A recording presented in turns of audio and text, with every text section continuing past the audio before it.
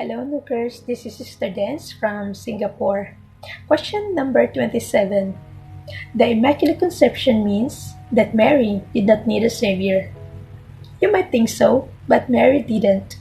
My spirit rejoices in God, my Savior. Mary acknowledged quite plainly that she had, because she needed a Savior. Before we examine how she was saved, let's make sure we understand what the doctrine of the Immaculate Conception means. Some Catholics think it refers to the conception of Jesus. Not so. It refers to the conception of Mary in her mother's womb.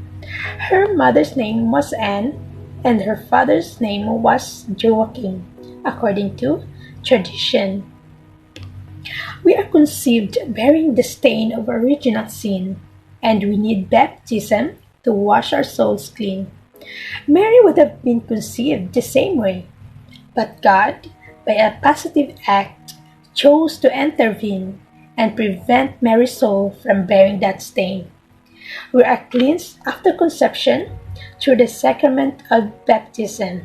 Mary was cleansed in anticipation of her Son's salvific work by a direct act of God. Here's an analogy. Let's say you are walking along a jungle path.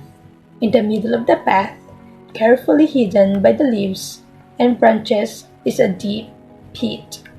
You don't notice the pit and fall into it. A passerby pulls you out.